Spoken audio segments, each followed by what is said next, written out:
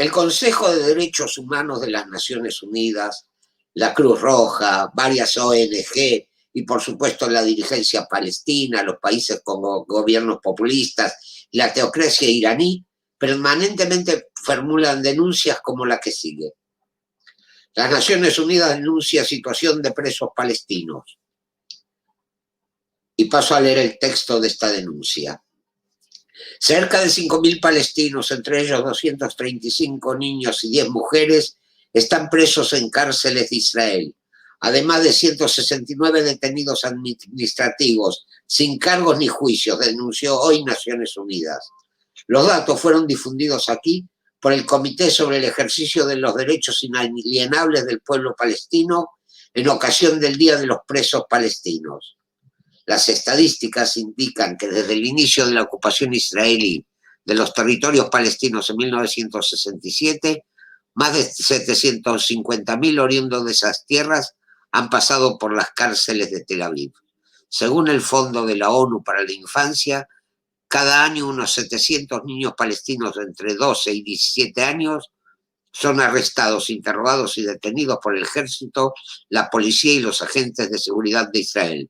Esa agencia especializada indicó en un reporte que esos menores fueron sometidos a tratos crueles, inhumanos y degradantes, prácticas que son sistemáticas y están institucionalizadas dentro del sistema carcelario israelí. El Comité de la ONU también denunció los arrestos arbitrarios, hostigamientos e intimidaciones que realizan las fuerzas de Israel y recordó que la ley militar de ese país criminaliza la protesta legítima contra la ocupación de los territorios palestinos. Agregó que los prisioneros viven en instalaciones sobrepobladas e insalubres, sin acceso a servicios de salud, abusados, golpeados y humillados por los custodios, amenazados por el confinamiento solitario y con fuertes restricciones de las visitas familiares. También exigió que las autoridades independientes investiguen la muerte de prisioneros palestinos bajo dudosas circunstancias. Y reclamó a Tel Aviv que cumpla la ley internacional humanitaria y las normas sobre el tratamiento a los presos y detenidos palestinos. Hasta ahí el comunicado. Ahora bien, expliquemos quiénes son estos detenidos. Hay 4 categorías. Están los detenidos administrativos. Son aquellos que han sido detenidos por sospecharse que están implicados en futuros actos terroristas. Detenidos a la espera de juicio. Aquellos que fueron detenidos por cometer actos de terrorismo y están a la espera de su juicio. Detenidos con condenas leves son aquellos que por delitos de naturaleza terrorista, pero que no implican pérdida de vidas o heridas, que cumplen penas leves de prisión que van de 6 meses a 2 años. Y por último, terroristas con sangre en las manos. Son los responsables de atentados que han dejado víctimas mortales y heridos. Están condenados la mayoría de ellos a cadena perpetua. Y de acuerdo a la ley israelí, por cada muerte reciben una condena. Por ejemplo, el que cometió un atentado con 3 víctimas fatales recibe 3 condenas a cadena perpetua. Todos estos presos están bajo control de la Cruz Roja, reciben visitas familiares, tienen asistencia legal y cobran un sueldo de la autoridad palestina. Según un informe publicado por WAFA, el presupuesto anual de la autoridad palestina es de 5.000 millones de dólares. La cantidad que se destina a los presos es de 155 millones mensuales, de los cuales 147 son transferencias directas a los propios presos. De ahí salen los salarios de los 5.000 presos actuales, el pago de las multas israelíes a 1.200 presos, las subvenciones a 1.500 de los presos tras su salida de prisión, las subvenciones a 1.500 expresidiarios en paro, los salarios de 5.500 expresidiarios y otras cantidades no especificadas a expresidiarios que han pasado más de 10 años en la cárcel. El presupuesto de la autoridad palestina para el mantenimiento de las familias de los mártires y heridos es de 185 millones de dólares mensuales, según WAFA.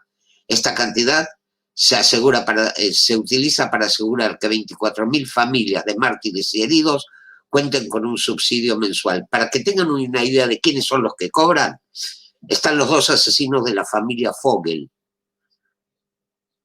que entraron en la vivienda de esta familia un viernes a la noche, degollaron a los padres y a 3 de los hijos, uno de ellos una bebé de meses que dormía en su cuna.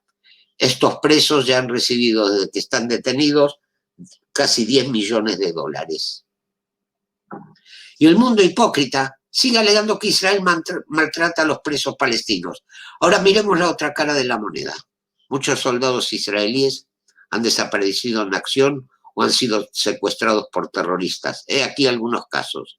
Yehuda Katz, soldado desaparecido en acción en la Primera Guerra del Líbano, nacido el 29 de diciembre de 1956 en Ramat Gan, hijo de sobrevivientes del Holocausto, Yosef y Sara. Después de la escuela secundaria eligió completar su servicio militar en la división Esder, que permite estudios religiosos y servicio militar. Luego pasó un tiempo en Yeshivat Kerev Beyavne e hizo su servicio militar en el cuerpo blindado. Su sueño era convertirse en un erudito judaico y figura rabínica. El 11 de junio de 1982, en una batalla con las fuerzas palestinas y sirias cerca de la aldea libanesa de Sultán Yaqub, 6 soldados israelíes desaparecieron. Si bien 2 han sido devueltos a Israel desde entonces, otros 2, Tzvi Feldman y Katz, todavía se consideran desaparecidos en acción. Los otros se comprobó que habían muerto en combate. Desde su secuestro, los funcionarios palestinos y sirios no han ayudado a proporcionar a Israel ninguna información sobre sus soldados desaparecidos. En 1985, el soldado israelí Hezi Shai, que también fuera capturado en la batalla de Sultán Yaqub, aunque fue devuelto a Israel en un intercambio de prisioneros, informó que había escuchado el nombre de Katz mencionado mientras estaba en cautiverio. Aparte de eso, no se sabe nada más sobre el paradero de Katz. ¿Dijo algo la ONU? Nada, silencio absoluto. Tzvi Feldman es un soldado de la Fuerza de Defensa de Israel que ha estado desaparecido en combate desde la Primera Guerra del Líbano. Feldman, nacido el 18 de julio de 1959 en Tel Aviv, después que su padre Abraham hubiera emigrado a Israel desde Europa tras que su familia fuera asesinada en el Holocausto, y le puso el nombre de Tzvi en memoria de su padre. Después de completar su servicio militar requerido, Feldman trabajó como guía de la naturaleza para grupos de escuelas secundarias y fue aceptado en la universidad el otoño antes de que estallara la Primera Guerra del Líbano. Él y su novia estaban considerando casarse. El 11 de junio de 1982, en una batalla con las fuerzas palestinas y sirias, cerca de la aldea libanesa de Sultán Yaqub, 5 soldados israelíes desaparecieron. Si bien desde entonces 3 han sido devueltos, otros 2, Yehuda Katz y Feldman, todavía se consideran desaparecidos en acción. Desde su secuestro, los funcionarios palestinos y sirios no han ayudado a proporcionar a Israel ninguna información sobre sus soldados desaparecidos. ¿Y las ONG? Bien, gracias. Ron Arad es un piloto de la Fuerza Aérea Israelí que fue capturado durante la Primera Guerra del Líbano y todavía se considera desaparecido en acción. Arad, nacido el 5 de mayo de 1958 en Israel, hijo de Batia y del difunto Dov Arad, estaba casado con Tami y tiene una hija, Yuval. Antes de su captura, Ron era un estudiante de ingeniería química que ingresaba en su segundo año de estudios en el Instituto de Tecnología Technion Israel en Haifa. Capitán y navegante de la Fuerza Aérea de Israel, Arad fue capturado por las fuerzas enemigas el 16 de octubre de 1986.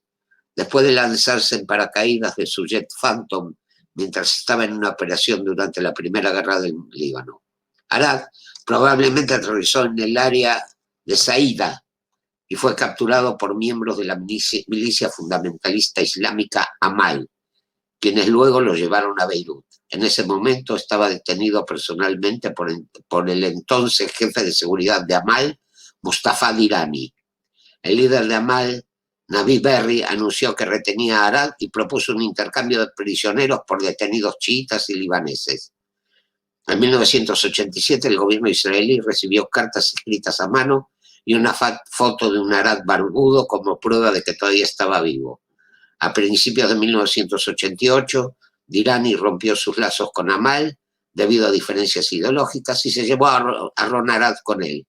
Ese año formó un nuevo grupo llamado Resistencia de los Creyentes. Arad estuvo cautivo del grupo de Dirani hasta el principio de 1989. Después de negociaciones entre la Resistencia de los Creyentes y los iraníes, Arad fue entregado a la Guardia Revolucionaria iraní a cambio de una gran suma de dinero. Fuentes en Israel creen que el capitán Ron Arad todavía está retenido por este grupo. Y según un informe del 8 de abril de 1993, estuvo cautivo en algún lugar de Irán. Las fuerzas especiales israelíes capturaron a Dirani en 1994 y lo interrogaron sobre Arad, pero no conocía el paradero del piloto. La mayor parte de la información que tenemos sobre lo que sucedió después de la captura de Arad provino de estas sesiones de interrogatorio. El hijo de un excomandante de los guardias revolucionarios iraníes, que ahora vive en los Estados Unidos, afirmó tener información relacionada con Arad en 1998, pero sus demandas monetarias eran demasiado altas y el gobierno israelí se negó. En 2003, un agente de inteligencia israelí fue asesinado mientras estaba en una misión para rescatar a Arad, basándose en información que resultó ser falsa. Un grupo que buscaba información sobre el paradero de Arad ofreció una recompensa de $10 millones en diciembre de 2003. Una comisión formada en 2004 trató de conocer el destino de Arad, basándose en las transcripciones de los interrogatorios de Dirani y la inteligencia recopilada desde los interrogatorios. La comisión concluyó que había estado detenido en Teherán, Irán, a partir de 1990, pero luego probablemente fue trasladado al Líbano y retenido en una instalación de la Guardia Revolucionaria iraní. Murió en esa instalación en algún momento entre 1995 y 1997 y fue enterrado en un lugar desconocido. Esta información fue divulgada después de una petición a la Corte Suprema de un periodista israelí. Independientemente de las conclusiones de esta comisión, los funcionarios israelíes anunciaron que continuarán buscando a Arad hasta que encontraran pruebas creíbles de que en realidad estaba muerto. El líder de Hezbollah, Hassan Nasrallah, declaró en 2006 que creía que Arad estaba muerto y que sus restos se habían perdido. Israel recibió una carta de 2 décadas escrita por Arad a su familia a finales de 2007. ¿Y la Comisión de Derechos Humanos? Bien, gracias. Guy Heber es un soldado de la Fuerza de Defensa de Israel que actualmente está desaparecido en acción. Heber, oriundo de Naharía, al norte de Israel, en el mar Mediterráneo, el 17 de agosto de 1997, mientras estaba en los altos del Golán, Heber desapareció con su uniforme de Tzal y su arma, placa de identificación militares y documentos de identificación militar internacional, que es la tarjeta de la Convención de Ginebra. Nunca se encontró a Heber y se pensó que había sido secuestrado. El 13 de febrero de 2007, una organización siria, los Comités de Resistencia para la Liberación de los Altos del Golán, afirmó tener a Heber como rehén, pero la credibilidad de la declaración está en duda, ya que otras organizaciones también han afirmado que retienen a Heber. En julio de 2009, Israel inició una campaña diplomática para identificar el paradero de Heber y pidió a Siria, a través del ministro de Relaciones Exteriores de Rusia, Sergei Lavrov, que entregara. ¿Dónde está la Cruz Roja? Ocupada con los presos palestinos. Mahdi Halabi era un soldado israelí druso de la Fuerza de Defensa de Israel que nació en Daliat al-Carmel. En 1985 desapareció mientras estaba de servicio cerca de Haifa. El 24 de mayo de 2005, cuando tenía 19 años, y durante los siguientes días más de 100 voluntarios buscaron en vano a Halabi en el área del Monte Carmelo. Fue declarado desaparecido en acción el 6 de junio y fue encontrado muerto en octubre de 2012 cerca de Isfía. En 2007, el Jerusalem Post entrevistó al tío de Halabi, Sami Halabi, quien cree que su sobrino fue secuestrado por una organización terrorista islámica y estaba detenido en Siria, Líbano, o quizás en Nablus o Jenin.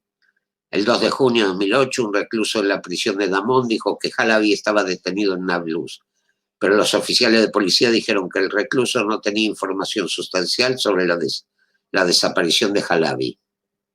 El 11 de octubre de 2012, los restos de Halabi, confirmados por una prueba de ADN en el Instituto de Medicina Forense Abu Kabir, fueron encontrados en un bosque cerca de Isfía. La policía continúa investigando las circunstancias de su muerte. Teléfono para el secretario general de la ONU. Está durmiendo, llame más tarde. Gilad Shalit. El 25 de junio de 2006, los terroristas de Hamas secuestraron al soldado de las Fuerzas de Defensa de Israel, Gilad Shalit, cerca de la frontera entre Gaza e Israel. Retenido como rehén durante casi 5 años en Gaza, Israel negoció a través de Egipto con Hamas la liberación de Shalit. Fue devuelto a Israel el 18 de octubre de 2011. Durante esos 5 años, Hamas utilizó la figura de Shalit para una guerra psicológica infame. Se enviaban clips en que se mostraba a un Shalit envejecido en su lugar de cautiverio. Para el cumpleaños de Gilad realizaron un clip en que se mostraba un festejo de cumpleaños de 80 años, mientras una voz decía: feliz cumpleaños Gilad, esperemos que te hayas acostumbrado a Gaza. No se permitió que la Cruz Roja lo visitara, aduciendo motivos de seguridad. Ni siquiera aceptaron que el padre le enviara objetos religiosos.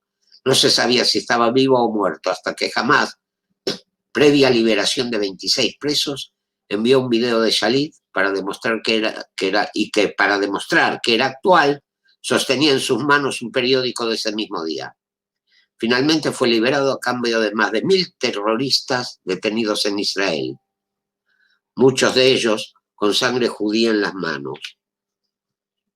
Y la ONU festejó la liberación de los terroristas. Y acá una pequeña pausa. Estos son 2 de los terroristas liberados a cambio de Gilad Shalit. Ahlam Tamimi es una ciudadana jordana conocida por ayudar en la realización del atentado suicida en el restaurante Sbarro. Fue condenada por un tribunal militar israelí y recibió varias cadenas perpetuas, pero fue liberada como parte del intercambio de prisioneros de Gilad Shalit. Presenta un programa de televisión sobre palestinos en cárceles israelíes. Era estudiante de periodismo en la Universidad Birzeit en Cisjordania. Su hermano Mohamed especula que su fluidez en inglés y el hecho de que no usara un pañuelo en la cabeza la hicieron menos sospechosa con los funcionarios israelíes. Tamimi es originaria de Nabi Salih, una aldea palestina en el centro de Cisjordania. Ben Ehrenreich del New York Times dijo que ella era muy querida en Nabi Saleh. Su prima es la célebre adolescente Ahed Tamimi. ¿Se acuerdan la que atacaba soldados? Tamimi ayudó a planificar y participó en el atentado suicida con bomba del restaurante Sbarro, que causó 145 víctimas, incluidas 15 muertes, la mitad de ellos niños. Ella tenía 20 años en ese momento y todavía estaba en la universidad. Después de conducir y dejar al atacante suicida en su objetivo, informó sobre el atentado en un canal de noticias palestino. En una entrevista que se emitió en Al-Aqsa TV el 12 de julio de 2012, traducido por Memri, Tamimi describió la reacción de otros palestinos inmediatamente después del atentado. Y estas son sus palabras. Después, cuando tomé el autobús, los palestinos que estaban alrededor de la puerta de Damasco en Jerusalén estaban sonriendo. Podías sentir que todos estaban felices. Cuando subí al autobús, nadie sabía que había sido yo quien había llevado al atacante suicida al objetivo. Me sentía bastante extraña, porque había dejado al atacante Izaldín atrás, pero adentro en el autobús todos se felicitaban unos a otros. Ni siquiera se conocían, pero intercambiaban saludos. Mientras estaba sentada en el autobús, el conductor encendió la radio. Pero primero déjenme contarles sobre el aumento gradual en el número de víctimas. Mientras estaba en el autobús y todos se felicitaban unos a otros. Después de escuchar un informe inicial de que 3 personas murieron en el bombardeo, Tamimi declaró: admito que me decepcionó un poco porque esperaba un precio mayor. Sin embargo, cuando dijeron 3 muertos, dije: alabado sea Alá. 2 minutos después, dijeron en la radio que el número había aumentado a 5. Quería ocultar mi sonrisa, pero no pude. Alabado sea Alá, fue grandioso. A medida que aumentaba el número de muertos, los pasajeros aplaudían. Frimet Roth, la madre de una de las víctimas del atentado de Tamimi, ha criticado su liberación. Dijo que cuando Tamimi fue liberada, junto con cientos de otros asesinos convictos a cambio de un solo soldado israelí, se sintió como si su hija fuera asesinada de nuevo. En entrevistas posteriores, Tamimi comentó que no lamentaba lo que había hecho y no reconoce la existencia de Israel. A pesar de que estoy condenada a 16 cadenas perpetuas, sé que nos liberaremos de la ocupación israelí y luego también seré libre de la prisión, dijo. Según se informa, cuando se enteró por primera vez de un periodista que la estaba entrevistando en la cárcel que había asesinado a 8 niños, no solo a 3 como había creído inicialmente, se limitó a sonreír ampliamente y continuó con la entrevista. Luego de su liberación, también me concedió una entrevista con el sitio web Jordanian Ammon News, que luego fue publicada en YouTube, traducida por Memory.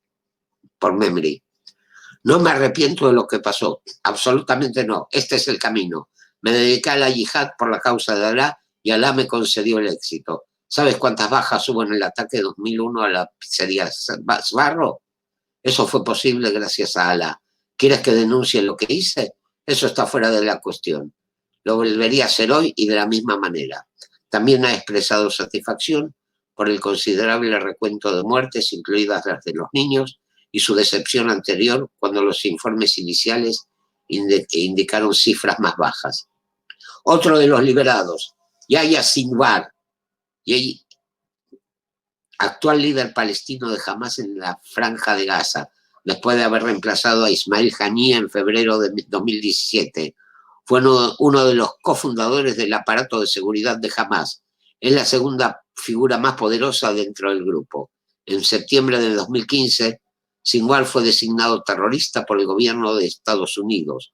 Y Hamas y las brigadas Al-Qassam también han sido designadas organizaciones terroristas por Estados Unidos y otros países y organizaciones. Acá llegamos a otro caso. Ehud Goldwasser y fue uno de los 2 soldados de Tzal secuestrados por terroristas de Hezbollah en una redada transfronteriza en julio de 2006. Goldwasser vivía en Nahariya, donde estudiaba en el Technion antes de la Segunda Guerra del Líbano. También había obtenido su título universitario del Technion en Ingeniería Ambiental. De adolescente había vivido con su familia en Sudáfrica. El 12 de julio de 2006, mientras participaba en el servicio de reserva requerido, la patrulla militar de Goldwasser a lo largo de la frontera libanesa fue atacada por terroristas de Hezbollah y fue secuestrado junto con el Dad Regev y llevado al Líbano. A partir de ese día, Regev y Goldwasser se agregaron a la lista de soldados de las Fuerzas de Defensa de Israel desaparecidos en acción. El ataque de Hezbollah obligó a Israel a lanzar la Segunda Guerra del Líbano con la doble esperanza de reducir la fuerza militar de Hezbollah y asegurar la liberación de Regev y Goldwasser. Desafortunadamente, el segundo objetivo no tuvo éxito. El 12 de abril de 2007, el Congreso de los Estados Unidos aprobó la Resolución 92, exigiendo la liberación inmediata de todos los soldados israelíes por Hamas y Hezbollah, en particular Gilad Shalit, Regev y Goldwasser.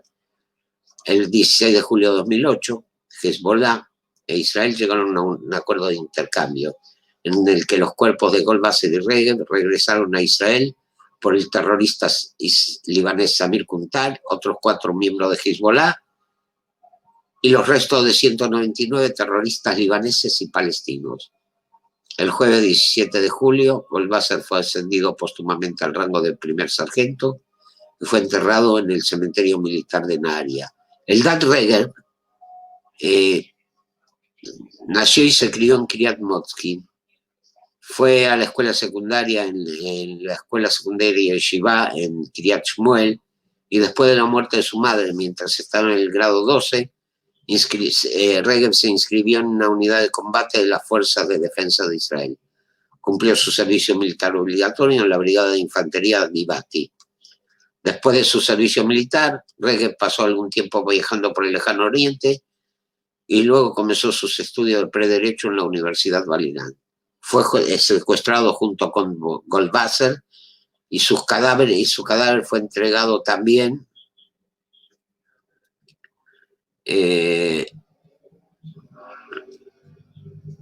a cambio del terrorista Samir Kuntar.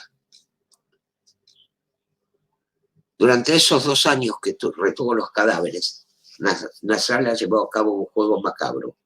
Un día decía que los dos estaban bien, otro día decía que los dos estaban heridos, o que uno estaba herido y el otro no, que uno estaba muerto, que los dos estaban muertos, creando incertidumbre en la familia. ¿Eso qué les importó a las organizaciones no gubernamentales? La suerte de esos hombres, si total, ¿para qué le iba a preocupar la suerte de esos hombres? Si total no eran nada más que judíos. Y no solo eso, sino también israelíes. Acá tenemos a quién fue el terrorista liberado por Regev y Goldwasser, Samir Kuntar. Era un miembro druso-libanés del Frente de Liberación de Palestina y Hezbollah. Fue condenado por terrorismo y asesinato por un tribunal israelí. Después de su liberación de prisión como parte del intercambio de prisioneros entre Israel y Hezbollah, recibió la medalla más alta de Siria, honrado por el presidente de Israel e iraní Mahmoud Ahmadinejad, y designado terrorista global, especialmente por el gobierno de Estados Unidos. En Israel, Kuntar es considerado el autor de uno de los ataques terroristas más brutales de la historia del país. El 22 de abril de 1979, a la edad de 16 años, Kuntar participó en el asesinato de un policía israelí y en el intento de secuestro de una familia de Naria, que resultó en la muerte de 4 israelíes y 2 de sus compañeros secuestradores. Kuntar y su equipo irrumpieron en un edificio de apartamentos y secuestraron a un padre, Dani Haran, de 31 años, y a su hija de 4, Einat, y los llevaron a una playa cercana. Según testigos presenciales e informes forenses, Kuntar mató a Dani a tiros a quemarropa y luego mató a la niña Einat aplastándole el cráneo contra las rocas con la culata de su rifle. Durante el ataque, Madar Haran asfixió accidentalmente a su hija Yael, de 2 años, mientras intentaba calmar sus gemidos, lo que habría revelado su escondite. Newsweek afirma que los detalles del ataque de Kuntar son tan repugnantes que dan náuseas incluso a algunos de los enemigos de Israel. Después de su liberación, Kuntar se convirtió en un alto funcionario de Hezbollah. Según fuentes drusas, Hezbollah puso a Kuntar a cargo de la gobernación de Quneitra durante la Guerra Civil Siria, donde comandó ataques contra objetivos israelíes. Según el gobierno de Estados Unidos, Kuntar desempeñó un papel operativo con la ayuda de Irán y Siria en la construcción de la infraestructura terrorista de Hezbollah en los altos del Golán. El 19 de diciembre de 2015, Kuntar fue asesinado por una explosión en las afueras de Damasco. Según fuentes oficiales sirias, Kuntar fue asesinado por un ataque terrorista con cohetes. El 20 de diciembre de 2015, el ministro de Información sirio, Omran al-Zoubi, describió el incidente como una operación terrorista planeada de antemano y señaló que las autoridades sirias están llevando a cabo una investigación para averiguar cómo ocurrió la operación. Hezbollah afirmó que el edificio fue destruido por un misil aire-tierra lanzado por la Fuerza Aérea de Israel desde aviones. El 21 de diciembre, el Ejército Sirio Libre publicó un videoclip en el que se atribuía la responsabilidad de la muerte de Kuntar. Y ahora pasemos a la actualidad. El movimiento islamista Hamas mostró por televisión las fotografías de 4 israelíes, 3 de ellos en uniforme y de los que 2 son soldados muertos en la última guerra en Gaza, con una declaración en la que ha asegurado que no existen contactos para su liberación, en lo que es interpretado como un intento de apelar a la opinión pública israelí para que ésta presione al gobierno de Benjamín Netanyahu. El portavoz del brazo armado de Hamas, Abu Obaide, aseguró que en un mensaje en el que aparece enmascarado que no dará información gratis a Israel. No hay contactos con la ocupación en relación con los soldados desaparecidos y no daremos información gratuita, aseguró el portavoz en una conferencia con la cadena de televisión Al-Quds del movimiento islamista, que mostró en pantalla una composición de los 4 supuestos cautivos. 3 de las personas aparecen con uniforme y 2 han sido reconocidos por medios locales como Adar Goldin y Oren Shaul, soldados que Israel da por muertos desde la guerra de 2014 y cuyos cadáveres no fueron recuperados. Las fotos difundidas hoy son de archivo. Una tercera persona vestida de civil es Abraham Mangisto, un joven de la comunidad judía etíope, aparentemente discapacitado mental, que desapareció el 8 de septiembre de 2014, poco después de la guerra, y que se cree que entró en la franja a través de una playa fronteriza. La cuarta persona no ha sido identificada, pero se sabe que un israelí de origen beduino estaría también retenido en la franja. Abu Obaide destacó que si Israel quiere recuperar a los 4, deberá pagar para obtener información sobre su estado y también para conseguir su devolución en negociaciones. La última vez que Israel y Hamas acordaron un canje de prisioneros fue en 2011, cuando Israel liberó a 1 millar de presos palestinos por el soldado Gilad Shalit, que llevaba 5 años secuestrado en Gaza. 2 soldados muertos en 2014. Un joven judío de origen etíope con problemas mentales y un joven beduino en las mismas condiciones. Los 2 últimos no se sabe si viven o si están muertos. Pero otra vez los terroristas juegan con los sentimientos y el dolor de las familias para lograr la liberación de asesinos terroristas. ¿Y qué hacen la ONU, el Consejo de Derechos Humanos, la Cruz Roja, las ONG? Pusieron un cartel en las entradas de sus sedes. Por favor, no molestar con el tema de israelíes secuestrados. No tenemos tiempo para ocuparnos de ellos. Hasta aquí he tratado de mostrar la otra cara de las noticias, la realidad que estamos viviendo día a día en Israel. Los espero en la próxima temporada.